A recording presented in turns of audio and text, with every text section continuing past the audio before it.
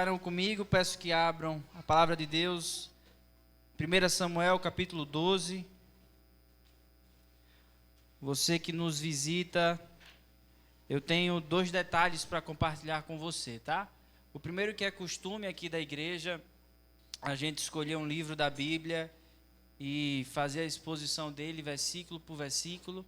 E hoje nós iremos para Samuel capítulo 12. Também quero desde já, como foi dito e nós oramos, nós estamos em reforma aqui na igreja. Então tem uma série de coisas que tem acontecido durante a semana. E às vezes não dá tempo de a gente terminar ou deixar tudo prontinho para o domingo. Então peço desde já seu entendimento acerca dessas questões. Aprove ao Senhor, irmãos, que uma das máquinas aqui do ar-condicionado quebrassem. E por isso que hoje está essa temperatura mais calorosa. Mas o povo ainda fica dizendo, né, pastor, olha, esse aqui presbiteriano é frio, né? Hoje então está um pouco diferente. Mas, meus irmãos, com a graça do Senhor, os nossos diáconos estão aí tentando nos ajudar, improvisando. Que a gente possa ter um culto mais agradável. Mas, independentemente disso, nós estaremos diante da palavra do Senhor. Então, guarde o seu coração e a sua mente, apesar dessas questões, para que a gente possa celebrar e ouvir a voz do Senhor, tá certo? 1 Samuel, capítulo 12, se você achou, diga amém. Então vamos seguir, tá? Nós vamos fazer a leitura de todo o capítulo em nome de Jesus. Nos diz assim a palavra do Senhor. Então disse Samuel a todo Israel: Eis que ouvi a vossa voz em tudo quanto me dissestes, e constituí sobre vós um rei. Agora, pois, eis que tendes o rei à vossa frente. Já envelheci, estou cheio de cães. Os meus filhos estão convosco. O meu procedimento esteve diante de vós desde a minha mocidade até ao dia de hoje. Eis-me aqui, testemunhai contra mim perante o Senhor e perante o seu ungido. De quem tomei o boi? De quem tomei o jumento? A quem defraudei? A quem oprimi? E das mãos de quem aceitei suborno? Para encobrir com meus olhos e vos restituirei. Então responderam: Em nada nos defraudaste, nem nos oprimiste, nem tomaste coisa alguma das mãos de ninguém. E ele lhes disse: O Senhor é testemunha contra vós outros, e o seu ungido é hoje testemunha de que nada tendes achado nas minhas mãos. E o povo confirmou: Deus é testemunha. Então disse Samuel ao povo: Testemunha é o Senhor, que escolheu a Moisés e a Arão, e tirou vossos pais da terra do Egito. Agora, pois, ponde-vos aqui, e pleitearei convosco perante o Senhor, relativamente a todos os seus atos de justiça, que fez a vós outros e a vossos pais. Havendo entrado Jacó no Egito, clamaram vossos pais ao Senhor, e o Senhor enviou a Moisés e a Arão, que os tiraram do Egito, e os fizeram habitar neste lugar. Porém, esqueceram-se do Senhor, seu Deus. Então os entregou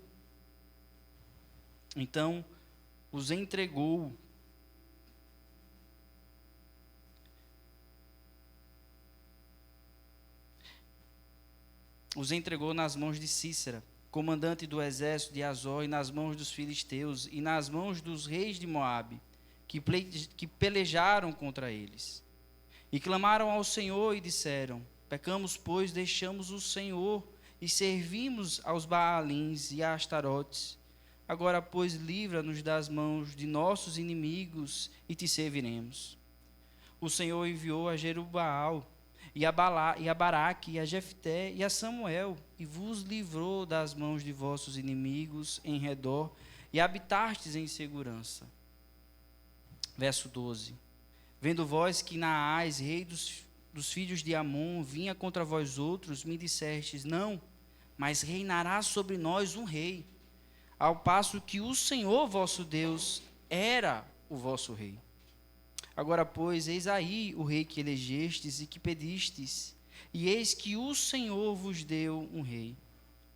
Se temerdes ao Senhor, e o servirdes e lhe atenderdes a vós, e não lhe fordes rebeldes ao mandado, e seguires ao Senhor vosso Deus, tanto vós como vosso rei, que governa sobre vós, bem será. Se, porém, não derdes ouvidos à voz do Senhor, mas antes fordes rebeldes ao seu mandado, a mão do Senhor será contra vós outros, como o foi contra vossos pais. Ponde-vos também agora aqui e vede esta grande coisa que o Senhor fará diante de vossos olhos. Não é agora o tempo da cega do trigo? Clamarei, pois, ao Senhor, e dará trovões e chuvas, e sabereis e vereis que é grande a vossa maldade, que tendes praticado perante o Senhor, pedindo para vós outros um rei. Então invocou Samuel ao Senhor, e o Senhor deu trovões e chuva naquele dia, pelo que todo o povo temeu em grande maneira ao Senhor e a Samuel. Todo o povo disse a Samuel: roga pelos teus servos ao Senhor teu Deus, para que não venhamos a morrer, porque a todos os nossos pecados acrescentamos o mal de pedir para nós um rei. Então disse Samuel ao povo: não temais, tendes cometido todo este mal. No entanto, não vos desvieis de seguir o Senhor, mas servi ao Senhor de todo o vosso coração. Não vos desvieis, pois seguireis coisas vãs que nada aproveitam e tão pouco vos podem livrar, porque vaidade são. Pois o Senhor, por causa do seu grande amor, não desamparará o seu povo, porque aprove ao Senhor fazer-vos o seu povo. Quanto a mim, longe de mim que eu peque contra o Senhor, deixando de orar por vós. Antes vos ensinarei o caminho bom e direito. Então somente, pois, temei ao Senhor, e servi-o fielmente de todo o vosso coração, pois vede quão grandiosas coisas vos fez. Se, porém, perseverardes em fazer o mal, perecereis, tanto vós como o vosso rei. Até aqui, irmãos, a leitura da palavra de Deus. Vamos orar novamente? Vamos falar com o Senhor.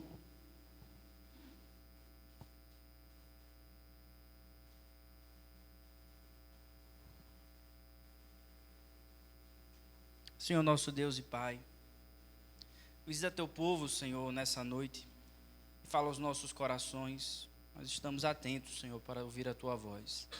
Essa é a nossa oração, em nome de Jesus. Amém. Meus irmãos, quantas traições você perdoaria antes de desistir de alguém? 1, 2, 3. Quantas vezes alguém precisaria decepcioná-lo para que você então finalmente dissesse: chega, não aguento mais? Se fosse você no lugar de Deus, Israel ainda existiria depois de tantas traições?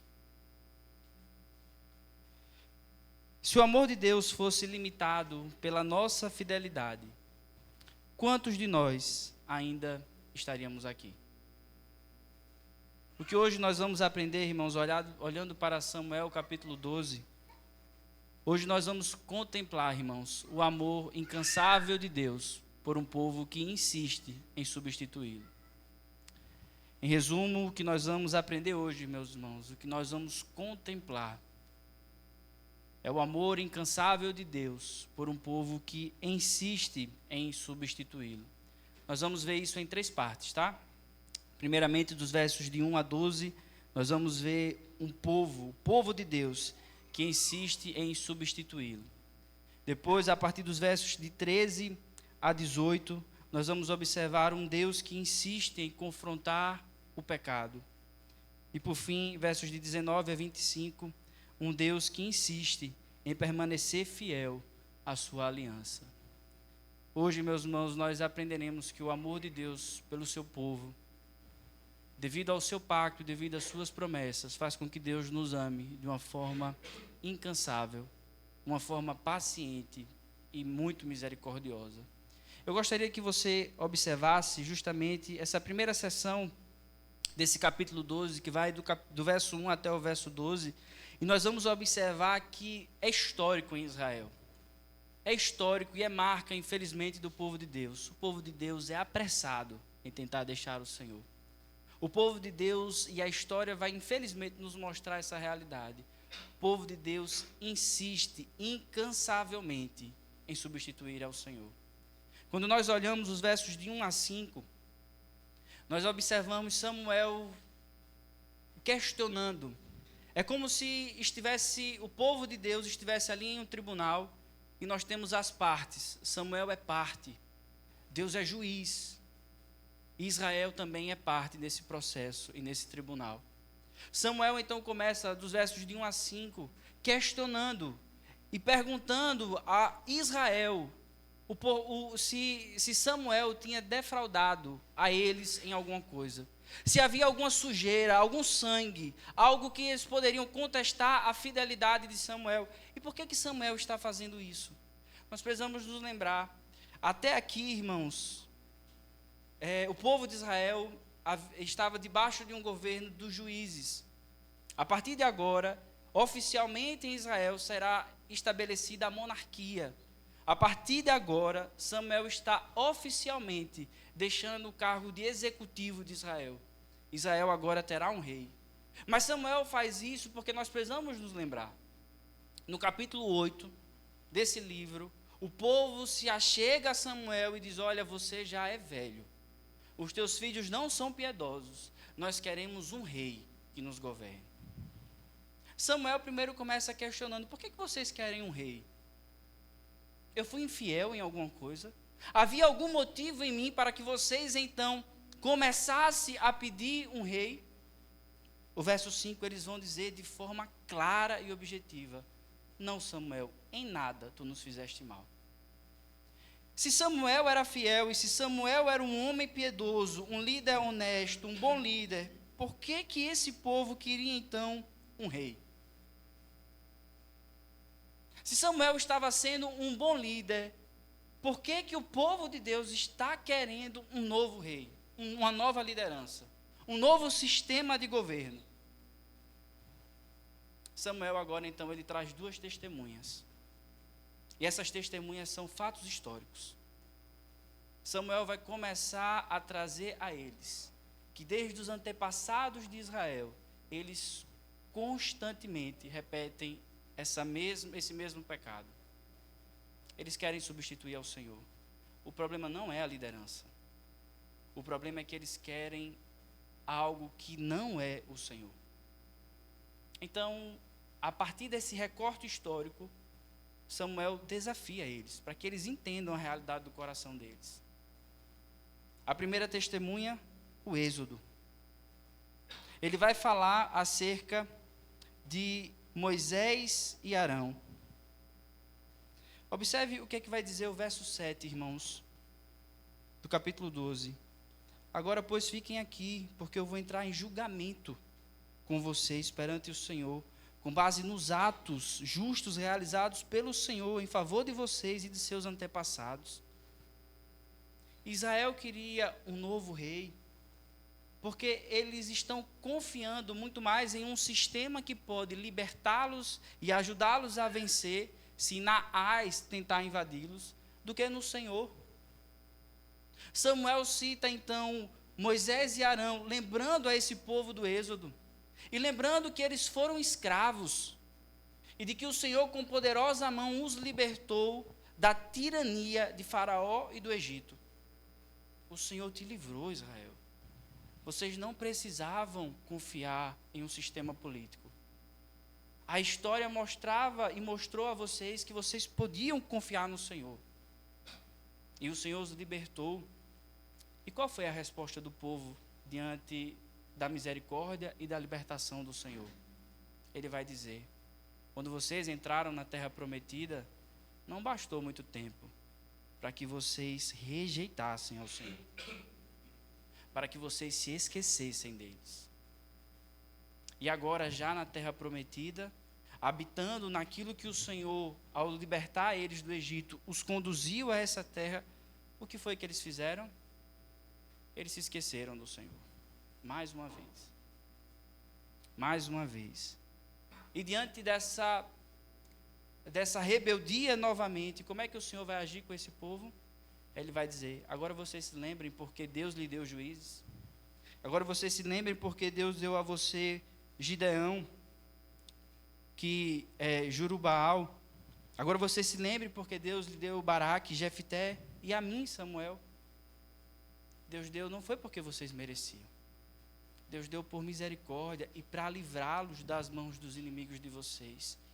Por que então, Israel, vocês preferem confiar em um sistema político do que confiar no Senhor, no seu poder e no seu braço forte?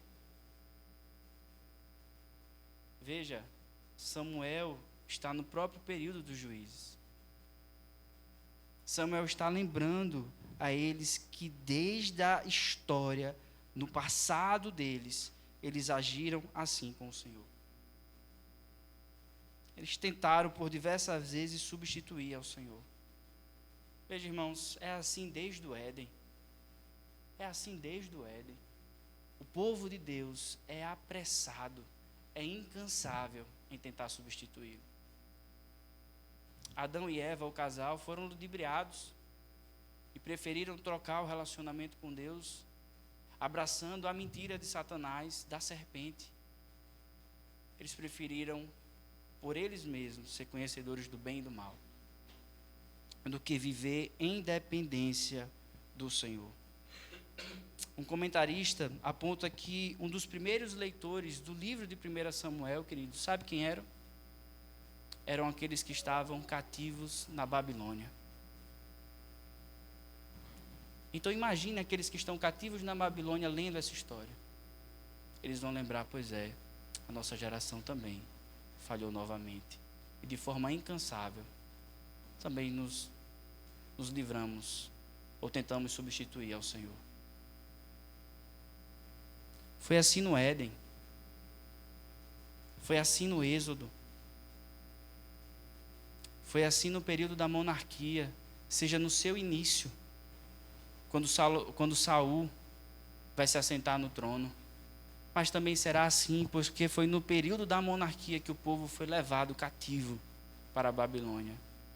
Meus irmãos, será que não é assim hoje, nos nossos dias? Será que também nós nos apressamos a deixar o Senhor, a tentar substituir o Senhor? Veja, pecado não é apenas quebrar regras. Pecado também é colocar outras coisas no lugar de Deus. Qual é o pecado de Israel? Eles estão colocando um sistema político, apoiando a sua confiança e a sua segurança em um sistema do que no Senhor. Meus irmãos, é pecado também quando nós confiamos muito mais no nosso trabalho para nos sustentar do que no Senhor. Quantos daqui já perderam o sono em pavor pela possibilidade de um dia perder o emprego? Porque perguntou: como é que eu vou sustentar a minha família?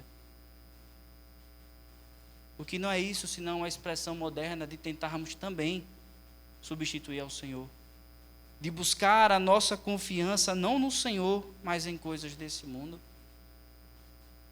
Quantas vezes nós confiamos mais na força do nosso braço, na nossa carreira, na nossa saúde, na nossa segurança financeira, do que no Senhor?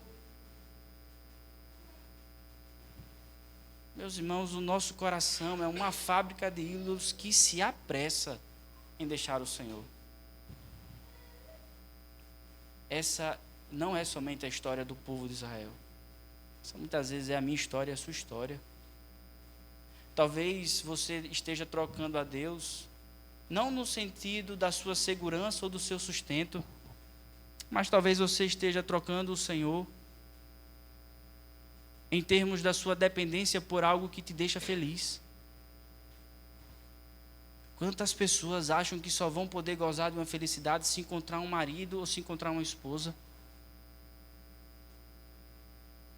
Quantas pessoas colocam a sua felicidade na beleza e não podem pensar na possibilidade de envelhecer, de ter uma ruga, porque isso destrói, isso acaba com a felicidade, acaba com o coração. Então, à medida que os anos passam, essa dependência da felicidade por meio da beleza, à medida que se envelhece, é como se a pessoa já morresse antes mesmo que fosse enterrada. Meus irmãos, tomemos cuidado, pois a palavra de Deus tem nos alertado hoje que esse é o nosso histórico. Nós somos incansáveis e apressados em deixar o Senhor. Eu gostaria que hoje você olhasse, meu irmão, para o seu coração. Será que você não está deixando o Senhor? Será que não tem algo que esteja substituindo o Senhor no teu coração? Às vezes a gente acha que a nossa vida só está ruim, quando infelizmente a gente cai num pecado que aos olhos humanos é terrível. Então, quando o fulaninho cai infelizmente em adultério, aí às vezes a gente diz, que triste realidade. Mas por que nós não falamos isso quando nós vemos uma pessoa se matando de trabalhar? E aqui, irmãos, não é um incentivo à ociosidade ou à preguiça. Mas é um confronto à realidade de que nós não descansamos no Senhor, porque muitas vezes nós não confiamos naquilo que diz o salmista, que aos seus o Senhor dá enquanto dorme. Queridos, meu irmão, olhe para o seu coração. Quem está de pé, cuidado para que não caia. Será que hoje o seu coração não está se apressando por deixar o Senhor? O que é que Deus vê quando enxerga o teu coração? Meu querido, essa é a minha realidade e a sua. Se não cuidarmos, se não pastorearmos o nosso coração, ai de nós, pois essa será a nossa realidade. Tome cuidado, que a palavra tem nos ensinado, nós somos apressados em substituir ao Senhor. Como é que Deus responde a essa história? O que é que Deus faz diante dessa realidade dos nossos corações? Qual é a resposta que Deus dá à nossa infidelidade? A nossa velocidade em deixá-lo? Meus irmãos, os versos de 13 a 21 vai nos trazer uma realidade muito preciosa. Que mesmo com tanta rebeldia e constante rebeldia, repetidas vezes, sabe o que é que o Senhor faz? Ele vai pacientemente, Ele nos confronta para que a gente se arrependa, para que a gente perceba o caminho que estamos seguindo. Se você tivesse libertado alguém inúmeras vezes, e essa pessoa sempre se voltasse para os mesmos erros, você continuaria ajudando essa pessoa? Eu vou repetir a pergunta. Se você tivesse libertado alguém inúmeras vezes e essa pessoa sempre se voltasse para os mesmos erros, você continuaria ajudando essa pessoa? Quantas chances você daria antes de abandonar alguém que insiste em ignorar os seus conselhos? Quantas vezes alguém poderia feri-lo antes que você decida não perdoar mais? Quantas vezes alguém pode feri-lo antes que você decida a não perdoar mais? Vamos ver como é que o Senhor age diante de inúmeros erros que nós cometemos, diante de inúmeras infelicidades e tragédias que nós fazemos o Senhor observar em nossas vidas.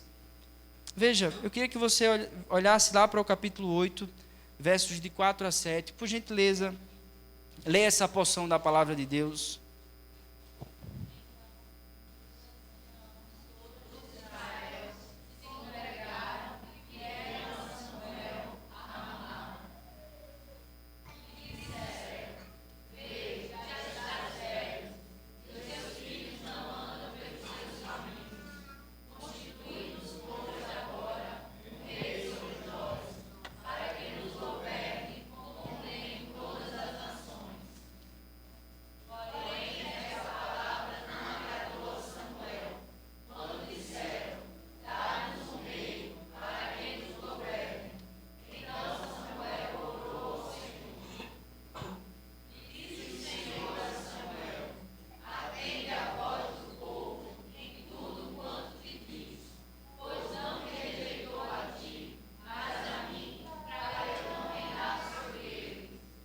Veja, eu não sei quantos aqui estão familiarizados ou se lembram, né, daquilo que aconteceu antes do capítulo 12. Se nós observarmos, irmãos, do capítulo 1 até o capítulo 6, é só Israel batendo cabeça.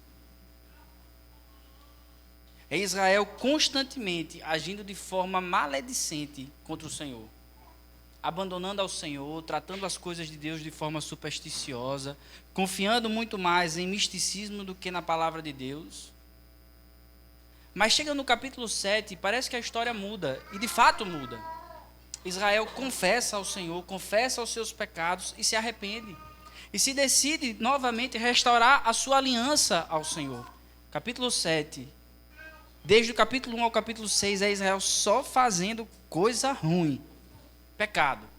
No capítulo 7, aparentemente não, de forma verdadeira, eles se arrependem. Demonstram fruto de arrependimento. Jejuam, confessam, pedem que Samuel interceda por eles. No capítulo 8, evidentemente, embora tão perto o 7 do 8, há ali um recorte histórico. Há um tempo que se passa em Israel caminhando bem. Mas já no capítulo 8 tudo volta ao normal. Parece que Israel volta a ser quem de fato Israel é. E no capítulo 8, como nós acabamos de ler, o que é que acontece?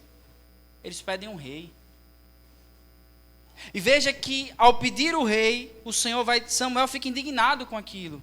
E o Senhor vai dizer a Samuel, fique tranquilo, não é vocês que eles estão rejeitando, eles estão rejeitando a mim. E Deus vai falar para Samuel, agora diz a eles o direito do rei. Diz a eles que o rei vai oprimi-lo, de que o rei vai pegar as filhas dele e torná-las servas em seu palácio, levar os filhos deles para lutarem as guerras que eles bem entenderem. Desde o capítulo 8, irmãos, o Senhor vem exortando Israel a dizer, abandonem essa ideia. Se voltem para mim. Parem com essa ideia de querer um rei. Nós temos visto, né, ao longo dessa série de exposições, que não havia um mal em si o fato de Israel querer um rei.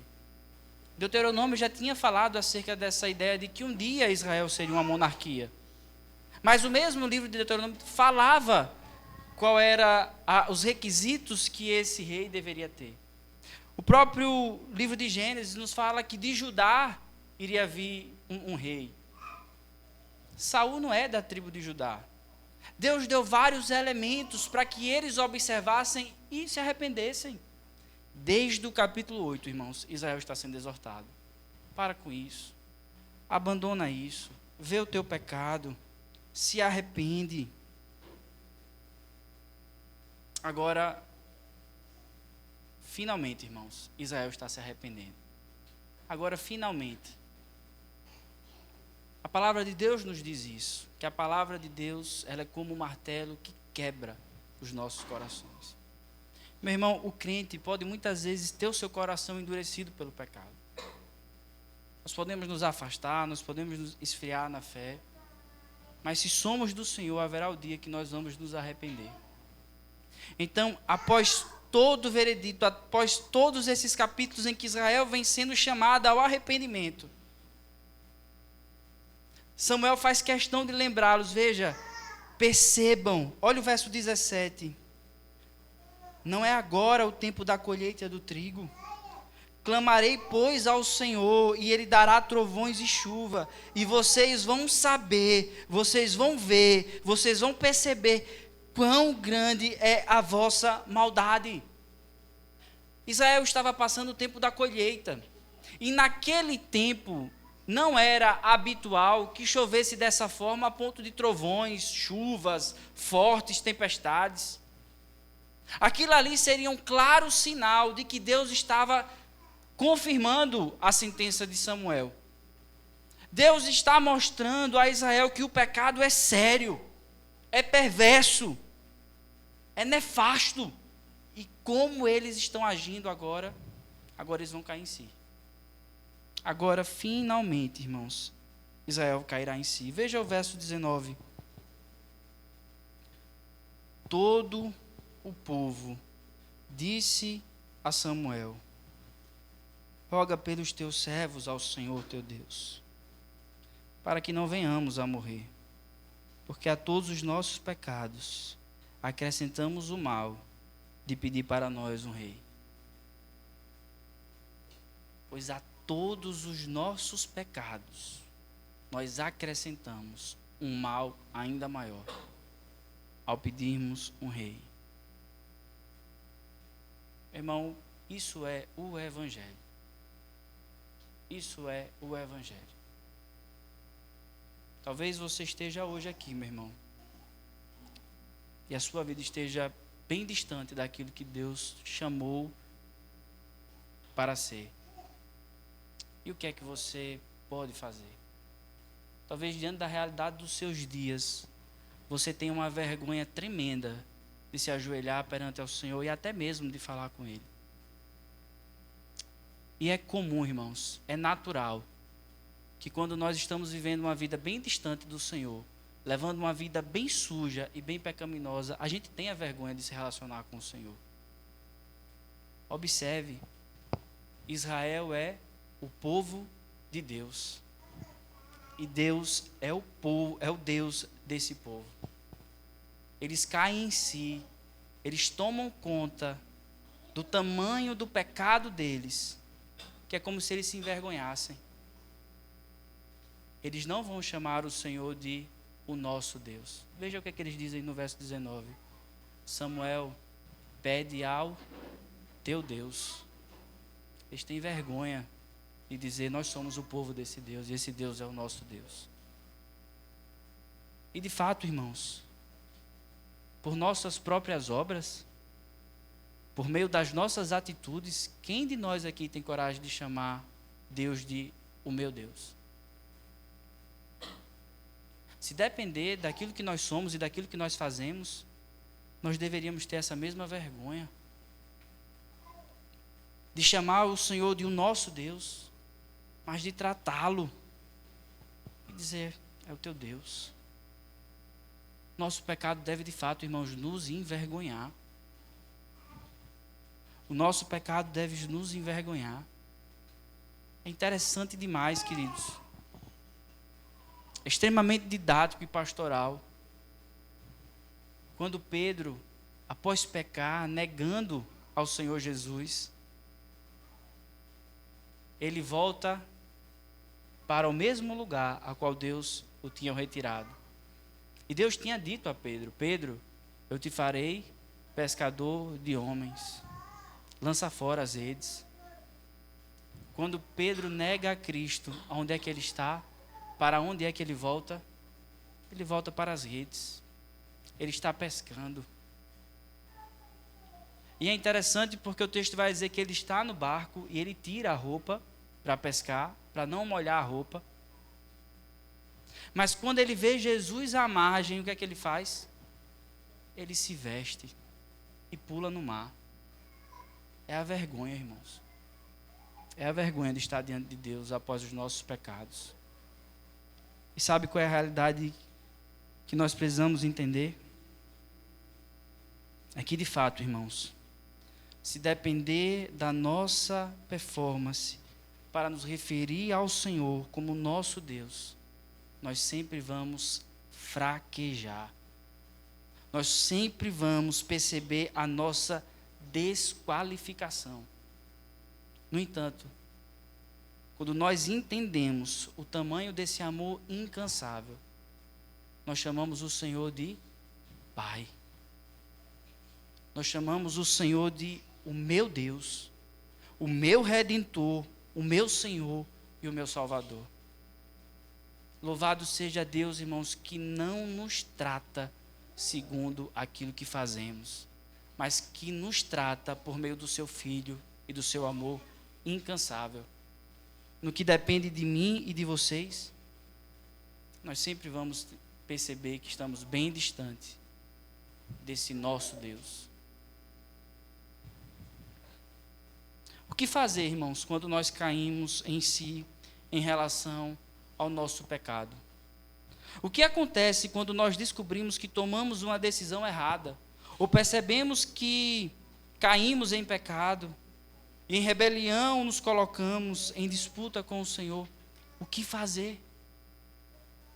O que fazer quando a gente cai em si em relação ao nosso pecado, quando Deus nos confronta como está confrontando o seu povo aqui? Em alguns casos, nós podemos invalidar as nossas decisões anteriores e voltar atrás, mas outras, não. Então, o que nós devemos fazer?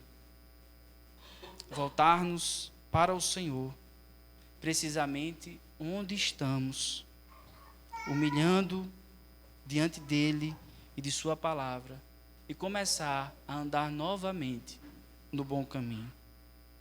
Podemos estar certos, irmãos, quando houver dificuldades, que a bênção de Deus estará sempre disponível para auxiliar o seu povo. Essa é a solução para aqueles que admitem que saíram do caminho e da vontade de Deus e não reconheceram a Ele e não buscaram nele ajuda. O cristão pode dar graças a Deus, porque mesmo quando se voltam para direções erradas, o Senhor é gracioso e os ajuda a retornar a um bom caminho. O Senhor nos ajuda a voltar a um bom caminho. O Senhor nos auxilia de que forma? Confrontando o nosso pecado. Às vezes Ele faz isso através do próprio auxílio do Espírito Santo. Às vezes levanta um irmão em Cristo. O Senhor pode usar todos os meios possíveis, mas aqueles que são seus e que saem do caminho devido, o Senhor certamente os chamará ao arrependimento, à fé e à nova obediência. C.S. Lewis costumava dizer: se você estiver no caminho errado, o progresso significará dar meia volta e retornar ao caminho certo. Você está no caminho errado, meu irmão. O que fazer hoje? Dê meia volta e volte para o caminho do Senhor. E talvez a gente se pergunte: mas é só isso? A única coisa que eu preciso fazer é me arrepender e voltar para o Senhor? Eu não preciso pagar nada, nenhuma penitência. Eu não preciso me autoflagelar. Eu não preciso ficar me massacrando. Não. Agora sabe por quê? Por conta da obra de Cristo. Por conta da obra de Cristo. Porque Ele tomou sobre si o tamanho do nosso pecado. Ele pagou no Calvário a nossa rebeldia. O Senhor, por graça e por misericórdia, fez cair sobre Ele o preço da nossa rebeldia. E é por isso, meus irmãos, que se você está no caminho ao qual você não deveria estar, Deus hoje te dá a oportunidade de que você se arrependa e volte para o caminho que você deveria andar. O Senhor hoje te chama ao arrependimento. O Senhor hoje te chama a uma vida de arrependimento. Sonde o seu coração, meu irmão. Talvez você esses dias e nos últimos meses, você tenha andado por caminhos que somente agora você tomou a consciência de que são maus, de que são ruins. Eu quero que você entenda que Deus é soberano. E é hoje o Senhor lhe dando a oportunidade de você voltar para Ele. Então, em nome de Jesus, não endureça o seu coração. O Senhor confrontou Israel. Israel endureceu o coração várias vezes. Mas agora o Senhor quebra o coração. Meus irmãos, que consolo há nisso aqui. Quantas vezes nós nos deparamos ao longo da nossa caminhada com irmãos que esfriam na fé. Irmãos que abandonam a vida em comunhão e vão para caminhos tão distantes. E às vezes o nosso coração se inquieta: rapaz, será? Será que um dia essa pessoa experimentou da graça? Será que um dia essa pessoa teve o seu coração transformado? Meus irmãos, nós não podemos só sondar o coração um do outro. Mas nós podemos descansar na verdade de que se Deus alcançou, Deus não vai perder. Deus não vai perder. Meus irmãos, através desse texto nós estamos contemplando esse amor incansável de Deus. E Deus tem demonstrado esse amor incansável primeiro, quando nós observamos que a nossa realidade histórica é de um povo que se apressa em deixar a Ele. E segundo, é observar a resposta de Deus diante da nossa infidelidade. Ele age com graça, confrontando o seu povo para que eles possam se arrepender e voltarem ao Senhor. Mas agora, irmãos, nós vamos perceber que o que sustenta esse amor incansável de Deus é a sua aliança. O que sustenta esse amor incansável de Deus é a sua aliança, é a fidelidade que Ele tem para com o seu próprio nome. Gostaria de lhe convidar a ler o verso de número 22, por gentileza.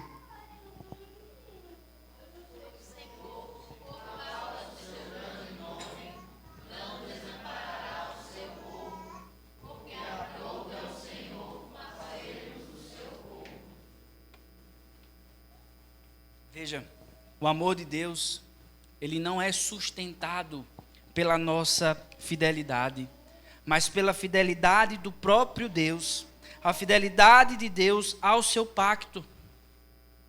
Olha o que o texto vai dizer: por causa do seu grande amor, Ele não irá nos desamparar, por causa do seu grande nome, não desamparará o seu povo. Veja, meu irmão, o Senhor não é fiel a mim, o Senhor não é fiel a você, porque se o Senhor fosse fiel a você, Ele teria que acolher os teus pecados. O Senhor é fiel a Ele e a promessa que Ele fez. E louvado seja Deus por isso. Há um hino antigo que depois foi corrigido, que dizia: o Senhor é fiel, fiel a mim. Deus nos livre disso. Depois ele foi corrigido. Eu não entendo muito de música, mas na minha opinião não ficou a melhor coisa. Mas teologicamente está certo. O Senhor é fiel, fiel assim. O Senhor não é fiel a mim, meus irmãos. O Senhor não é fiel a mim, não é fiel a você. O Senhor é fiel à sua promessa. Veja que nos versos de 14 a 15 desse capítulo, o Senhor lembra a Israel os termos do pacto. Deus lembra a eles o sistema pactual, para que eles entendam: eu serei fiel a isto, porque eu me comprometi a isso. Versos 14 a 15 vai dizer: se temerdes ao Senhor e o servirdes, lhe atenderdes a voz, e não lhe fordes rebeldes ao mandado, e seguirdes o Senhor vosso Deus, tanto vós como vosso rei, que governa sobre vós, bem será. Se, porém, não derdes ouvidos à sua voz, a voz do Senhor, mas antes fordes rebeldes ao seu mandado, a mão do Senhor será contra vós outros, como foi contra vossos pais. Meus irmãos, que bálsamo deve ter sido isso aqui para aqueles que estavam lendo essas verdades no cativeiro. Que bálsamo precioso para aqueles que leram essa verdade no cativeiro. E talvez vocês pensem assim: como é que foi um bálsamo? Porque é justamente pelo pacto que esse povo está lá desamparado não, que esse povo está lá sendo castigado. Que bom que eles estão sendo castigados, pois o cativeiro é um sinal de que eles são filhos de Deus. Triste seria se eles não estivessem lá. O texto está lembrando aquele povo essa verdade: ainda que você seja infiel, eu não vou desamparar Israel. Imagine para aquele povo que está cativo e que passou 70 anos no cativeiro ser relembrado dessa verdade. Nós não estamos aqui porque Deus nos esqueceu. Nós estamos aqui porque Deus nos ama. E aí é algo que o meu coração e o seu coração precisam aprender. Por que Israel estava pedindo um rei? Porque eles temiam Naás. Eles temiam que um filisteu ou que um outro exército invadisse Israel. E eles temeram aquilo que poderia matar o corpo deles. Mas o Senhor nos diz: não tema somente aquele que pode matar o teu corpo, mas se preocupe muito mais com aquele que pode matar o teu corpo e a tua alma. Meu irmão, a pior coisa que pode lhe acontecer hoje não é você perder o seu emprego. Não é que a sua saúde seja abalada. Não é que o teu ente querido venha a falecer. A pior coisa que lhe pode acontecer hoje é que você venha a sucumbir no pecado. Eles estão lembrando disso. É melhor estar no cativeiro do que viver na alegria do pecado. Nós estamos aqui porque o Senhor nos ama e fez um pacto. Nós estamos aqui porque Deus está tratando o nosso pecado. O que é que sustenta esse amor incansável de Deus? As suas promessas. Aquilo que Ele prometeu, aquilo que por condescendência Ele jurou. Veja, meu irmão, Deus poderia simplesmente fazer como muitos de nós fazemos. Deus poderia ter a mesma lógica que eu e vocês, foi infiel, pau. Deus poderia, imagina se Deus fosse como nós, que temos limites, que só temos o poder e a condição de perdoar uma traição, 2 jamais. Que seria de nós? Mas Deus, por graça, Ele se submeteu a um pacto com o ser humano. E o texto vai deixar claro. Por que Deus fez isso? Por soberania. Aprove a Ele. Veja, meu irmão, Deus não olhou para mim e para você e se compadeceu com algo. Ouviu em mim ou em vocês alguma virtude, para que então, diante disso, Ele tomasse a decisão de nos escolher para fazer o seu povo. Foi livre vontade, foi soberania. O Senhor se comprometeu de forma pactual a não nos desamparar, a não nos abandonar, apesar da nossa infidelidade. Meus irmãos, nós estamos aqui à luz desses textos, desses versículos, desse longo capítulo, percebendo que o amor de Deus, ele é incansável. O amor de Deus é incansável. Mesmo com toda a nossa repetição e rebeldia, com a nossa persistência, com a nossa história nos mostrando que constante nós erramos, o Senhor, ainda assim, nos faz voltar para o seu caminho e se arrepender. E não nos lança fora por conta de suas promessas. E agora, o que é que Israel vai fazer? O que é que Israel pode fazer diante disso? Eles então vão pedir a Samuel que interceda por eles. Olhe para o verso 23, por favor.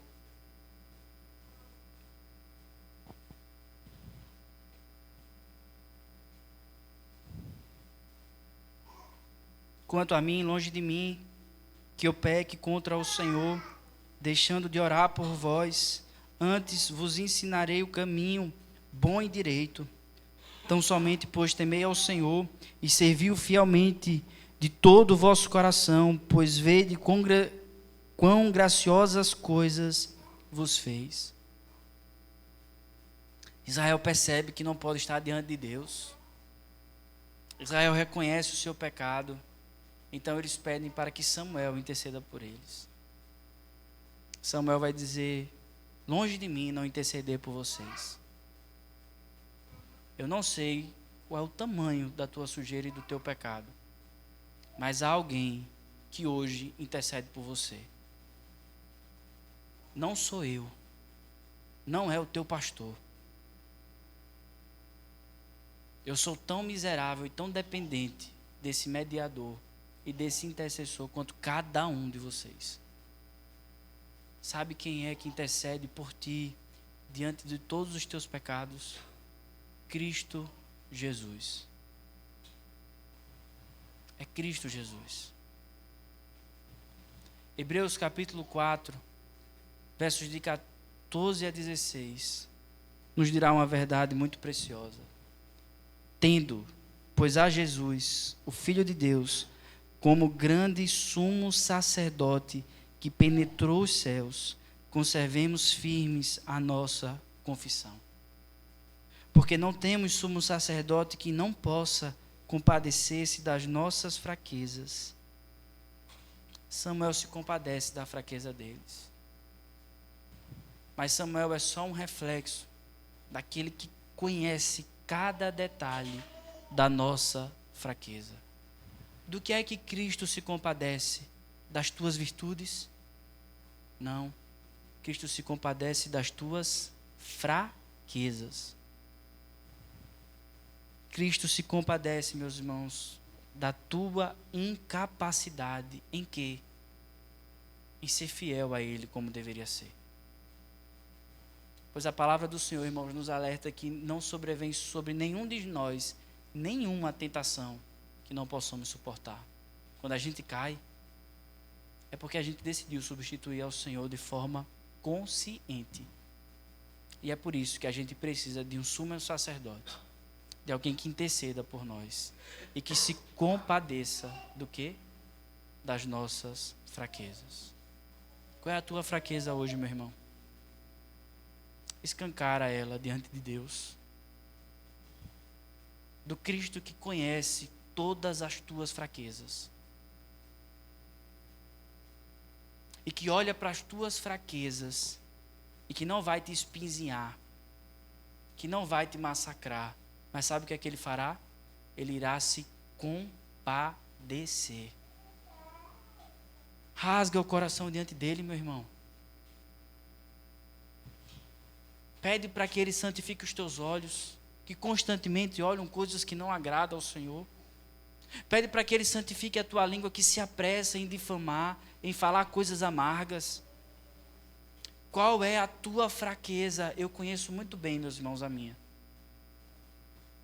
E hoje eu me alegro, porque o meu Cristo, o meu Redentor, Ele se compadece delas. E muito mais que isso, Ele não precisava. Cristo não é só um sacerdote, mas Cristo de fato é um rei. E com muito mais majestade do que será Saul. Mas esse rei que habita em um alto sublime trono, Ele escolheu por livre vontade. Não foi somente me escolher para ser o seu povo, mas Ele escolheu de forma livre se tornar homem, conhecer a minha natureza, saber o que é ser humano, saber o que é conviver no meio de um povo de impuros lábios. Para quê? Para que Ele pudesse interceder por nós. E esse Cristo, queridos, que intercede por mim e por você, Ele nos promete que se nós nos achegarmos ao seu trono, clamando e pedindo para que Ele interceda em nosso lugar, nós seremos recebidos com graça. Ele nos dará muito além daquilo que nós merecemos. Mas Ele também nos concederá misericórdia. Ele nos poupará de receber aquilo que nós merecemos receber. Mas Ele fará ainda mais. Ele irá nos socorrer. Irmão, você precisa de socorro. Você precisa ser socorrido. Em que você precisa ser ajudado? Se você acha que a liderança dessa igreja, ou algum amigo, pode te ajudar mais do que Cristo Jesus, você está botando muita confiança em pessoas. Mas há um Cristo que provou o seu amor, conhecendo as nossas fraquezas para poder se compadecer delas. Não conhece o pecado, mas conhece a tentação. Não conhece o pecado, mas conhece a tentação. E a minha pergunta é: o que te falta hoje para se achegar a Ele? O povo de Deus, meu irmão, é esse povo aqui. Quantas coisas nós nos arrependemos? Quantos pecados já cometemos que um dia falamos, eu não caio nisso de novo? Você acha que o povo de Israel, após ser liberto, não disse, eu jamais farei isso? Fez de novo. e fez de novo.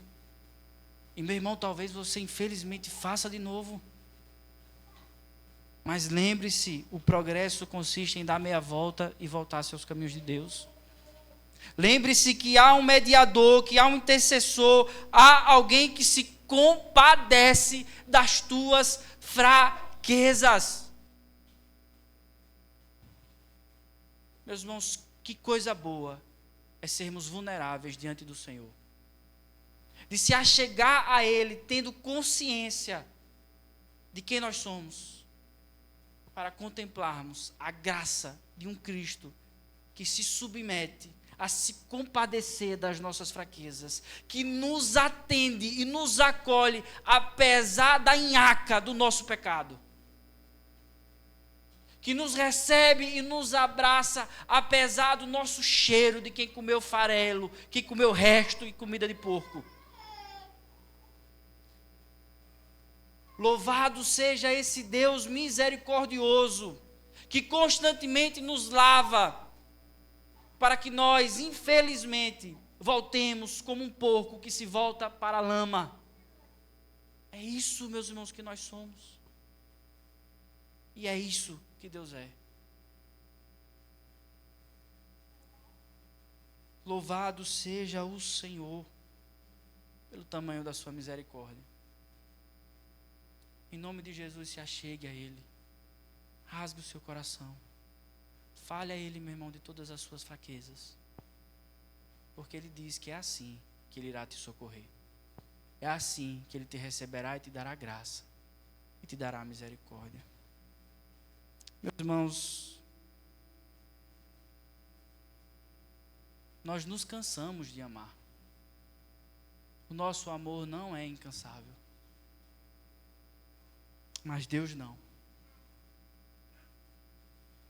Nós nos cansamos de amar, mas Deus não. Porque o amor dele não se baseia e não nasce da nossa fidelidade, mas da sua própria natureza. O amor de Deus não nasce da nossa fidelidade. Ele é um reflexo da sua própria natureza. Meus irmãos, em resumo, hoje nós contemplamos a graça de Deus, esse amor incansável, que possamos nos voltar para Ele, em meio aos nossos constantes erros, tendo a certeza que por amor ao seu próprio nome, Ele nos acolherá, irá nos socorrer. Vamos orar? Visita, Senhor, o teu povo, que hoje, ó Pai, se deleita nesse amor incansável. Vai começar em mim, Senhor. Revela os meus pecados. Constrange, Senhor, as minhas falhas. Faz isso, Senhor, com os meus irmãos em Cristo aqui presente. Com aqueles que nos ouvem através dessa transmissão. Nos faz, Senhor, tomar dessa verdade e contemplar, Senhor, a tua graça. Obrigado, Cristo, porque tu acolhe as nossas orações. Intercede em nosso favor. Louvado seja teu nome, Senhor. Essa é a nossa oração, em nome de Jesus. Amém.